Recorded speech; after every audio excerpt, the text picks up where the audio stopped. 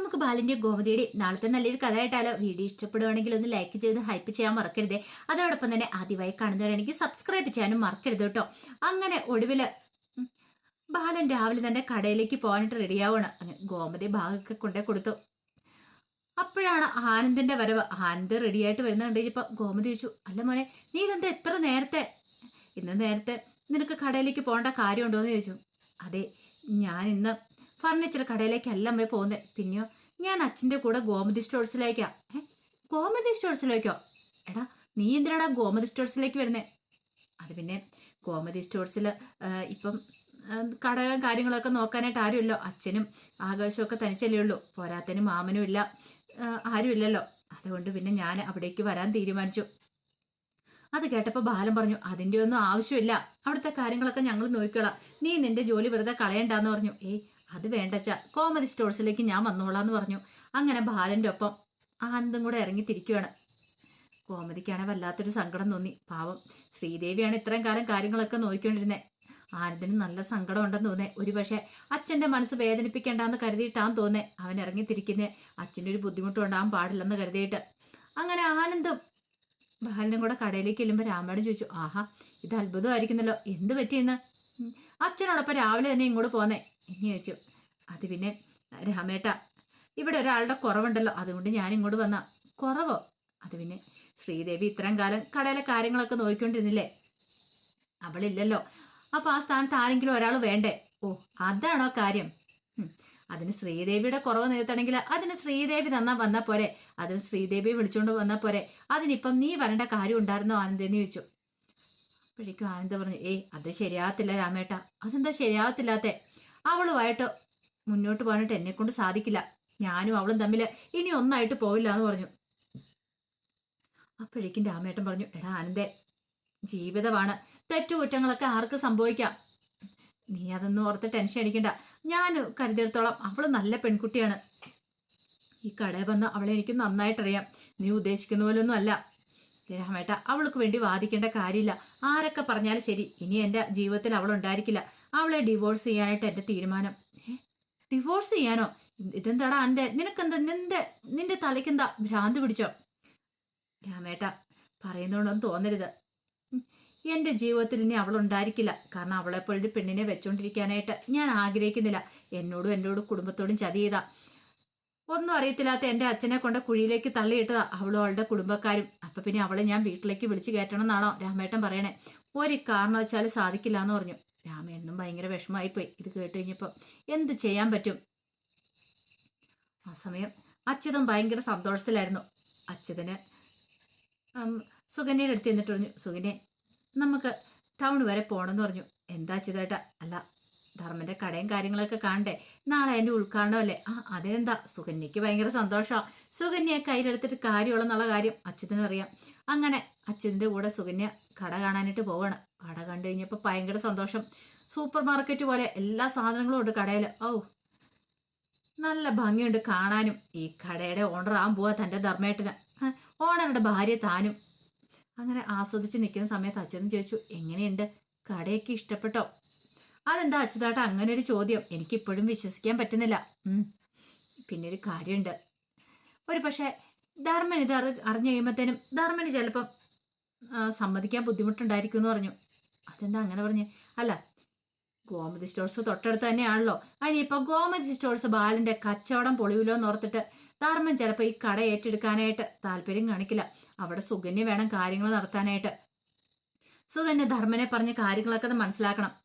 അതൊക്കെ അച്യുതേട്ടൻ എനിക്ക് വിട്ടേരെ. എന്താണെങ്കിലും ഈ കട വിട്ടുകളയാൻ ഞാൻ ഉദ്ദേശിക്കുന്നില്ല. എന്തൊക്കെ സംഭവിച്ചാലും ശരി, ധർമ്മേട്ടൻ ഈ കടയുടെ മുതലാളിയായിട്ട് ഇവിടെ ഇരിക്കണം. അങ്ങനെ ഒരു കാഴ്ച കാണാൻ വേണ്ടിയിട്ടാണ് ഞാനും ഇരിക്കുന്നത്. പക്ഷെ സുകന്യ അത് അത്ര എളുപ്പമുള്ള കാര്യമല്ല.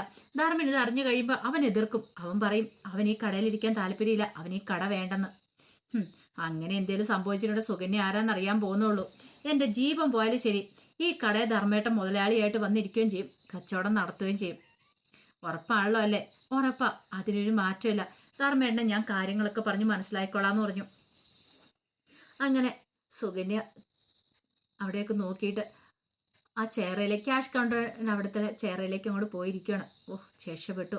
ഇത്രയും നല്ലൊരു കട എന്ന് പറഞ്ഞിട്ടുണ്ടെങ്കിൽ സ്വപ്നത്തിൽ കാണാൻ പറ്റുമോ? കുറേ കാലത്ത് തൻ്റെ ആഗ്രഹമായിരുന്നു ഗോമതി സ്റ്റോഴ്സ് ധർമ്മേട്ടൻ്റെ എടുത്തു കൊടുക്കാൻ പോകുമ്പോൾ വല്ലാത്തൊരു ബുദ്ധിമുട്ടൊക്കെ തോന്നിയിട്ടുണ്ട്. പക്ഷെ ഇനിയിപ്പം തനിക്ക് ഇവിടെ വന്ന് കസേരയിലിരിക്കാം എന്നൊരു ചിന്ത സുകന്യയുടെ മനസ്സിലുണ്ടാകുന്നുണ്ട്. അച്യുതന് മനസ്സിലായത് സുകന്യ ആള് വില്ലത്തിയാന്നുള്ള കാര്യം.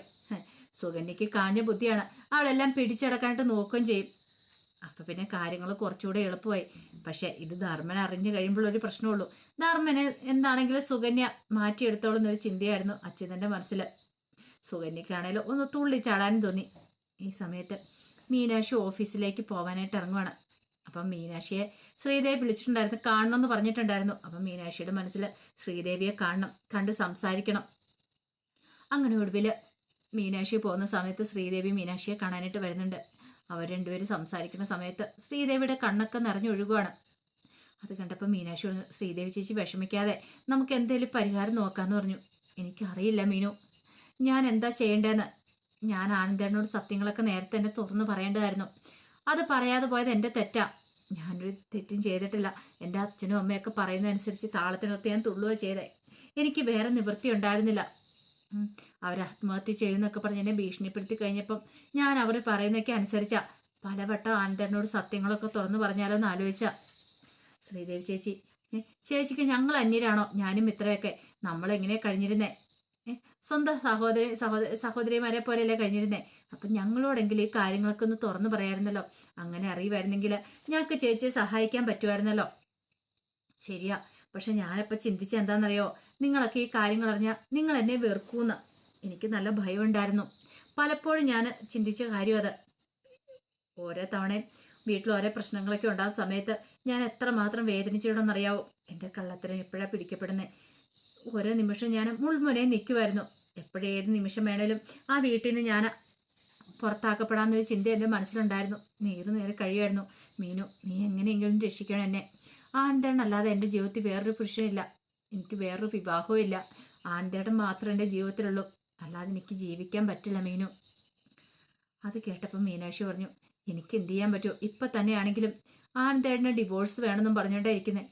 ഡിവോഴ്സോ? അതെ, ശ്രീദേവി ചേച്ചിയെ ഡിവോഴ്സ് ചെയ്യണമെന്നും പറഞ്ഞുകൊണ്ട് ആനന്ദേട്ടൻ ഇരിക്കുന്നത്. ഇങ്ങനൊരു സാഹചര്യത്തിൽ സാരമില്ല ദേവി ചേച്ചി, പേടിക്കണ്ട. എന്നെക്കൊണ്ടും ഇത്രയെ കൊണ്ടും എന്തെങ്കിലും ചെയ്യാൻ പറ്റുമോ എന്ന് നോക്കട്ടെ.